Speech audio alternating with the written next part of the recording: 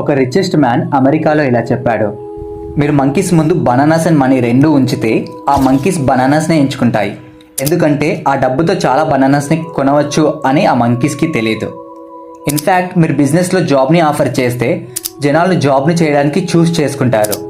Because చాలామందికి ఇది తెలీదు, మన శాలరీ కంటే ఎక్కువ డబ్బుని మనం సంపాదించవచ్చని. పూర్గా మారడానికి one of the main reason ఏంటి అంటే బిజినెస్ ఆపర్చునిటీని గుర్తించడానికి మిమ్మల్ని మీరు ట్రైన్ చేసుకోకపోవడం. మీరు స్కూల్స్లో చాలా సంవత్సరాలు చదివుంటారు, కానీ స్కూల్స్ శాలరీ కోసం మాత్రమే పనిచేయడం నేర్పిస్తారు, మీకోసం నేర్పించకుండా. సాలరీస్ కంటే ప్రాఫిట్స్ చాలా బెటర్. బికాస్ సాలరీస్ మిమ్మల్ని సపోర్ట్ మాత్రమే చేస్తుంది, బట్ ప్రాఫిట్స్ మిమ్మల్ని చాలా రిచ్గా మారుస్తుంది. మీరు అనుకున్న లైఫ్ని మీరు లీడ్ చేయగలుగుతారు.